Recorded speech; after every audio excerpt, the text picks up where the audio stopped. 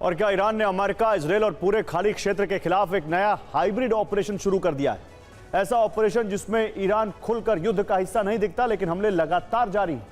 America खुद मान चुका है कि सीज फायर लागू होने के बाद भी उसकी सेना पर 10 से ज्यादा हमले हुए। सबसे ताजा हमले यूएई और इराक से जुड़े। यूएई में फुजैरा के पास हमले के बाद डिसैलिनेशन नेटवर्क की बिजली सप्लाई प्रभावित हुई और देखते ही देखते बोतलबंद पानी महंगा होने लगा। सवाल यह कि क्या ईरान ने अब अरब की सबसे कमजोर नस पहचान ली है? अगर पानी संयंत्र निशाने पर आने लगे तो अरब निर्जन हो जाएगा। अमेरिकी जॉइंट चीफ ऑफ स्टाफ के चेयरमैन यानी अमेरिका की संयुक्त सेनाओं के प्रमुख जनरल डैन कैन ने कहा है कि ईरान या उसके समर्थन करने वाले प्रॉक्सी ने युद्ध विराम के दौरान कम से कम 10 बड़े हमले किए हैं। हालांकि अमेरिका अभी उन्हें पूर्ण युद्ध की सीमा से नीचे मान रहा है। इसके अलावा यूएई के रक्षा मंत्रालय ने सोमवार को ईरान पर देश पर मिसाइलें और ड्रोन दागने का आरोप लगाया, जिसमें 3 लोग घायल हो गए। हाइब्रिड इसलिए क्योंकि ईरान सीधे बड़े युद्ध से बच रहा है, लेकिन प्रॉक्सी के जरिए ड्रोन हमले करवाकर और मनोवैज्ञानिक दबाव के जरिए पूरे क्षेत्र को अस्थिर रख रहा है।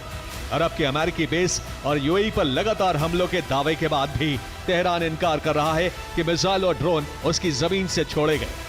ईरान की संयुक्त सैन्य कमान ने औपचारिक बयान जारी करके कहा है कि ईरान की सेना या आईआरजीसी ने हाल के दिनों में यूएई के खिलाफ कोई मिसाइल या ड्रोन हमला नहीं किया है। और अब देखिए ईरान का नया हाइब्रिड वॉर मॉडल क्या है और कैसे काम कर रहा है। 39 दिन की जंग में ईरान ने अरब देशों के तेल ठिकानों पर हमले किए, लेकिन इस बार हमला यूएई के फुजैरा बिजली प्लांट पर हुआ है। बिजली घर पर हमला होते ही फुजैरा तेल टर्मिनल का काम ठप पड़ने लगा और यहां का उत्पादन 30% तक कम हो गया। इस हमले में तेल टर्मिनल के साथ साथ पास के डिसैलिनेशन प्लांट भी प्रभावित हुए और दुबई और अबू धाबी के कई इलाकों में बोतलबंद पानी की कीमत 48 घंटे में 40% तक बढ़ गई। स्थिति इतनी खराब हो गई कि यूएई के बड़े होटल और रिहायशी कॉम्प्लेक्स में पानी के इस्तेमाल पर सीमाएं लगानी पड़ी। लेकिन हमला अकेले यूएई में नहीं हुआ। इराकी कुर्दिस्तान इलाके में शायद ड्रोन से हमले हुए। अमेरिका ने दावा किया कि बीते कुछ दिनों में अरब के अमेरिकी बेस तक कम से कम 10 बार ईरान के ड्रोन या मिसाइलें पहुंची हैं। स्थिति ऐसी बन गई कि बगदाद में मौजूद अमेरिकी दूतावास ने लेवल 4 अलर्ट जारी कर दिया और सभी को तुरंत दूतावास खाली करने को कह दिया। यूएई के फुजैरा बिजली प्लांट पर हमलों से इनकार करना और इराक में खुलेआम ड्रोन दागने का मतलब ये है कि ईरान सीधे बड़े युद्ध से तो बचना चाहता है, लेकिन ये भी तय है कि प्रॉक्सी के जरिए हमले नहीं रुकेंगे। मुश्तबा के इस हाइब्रिड वॉर का जवाब देने के लिए इजराइल सक्रिय हो गया है।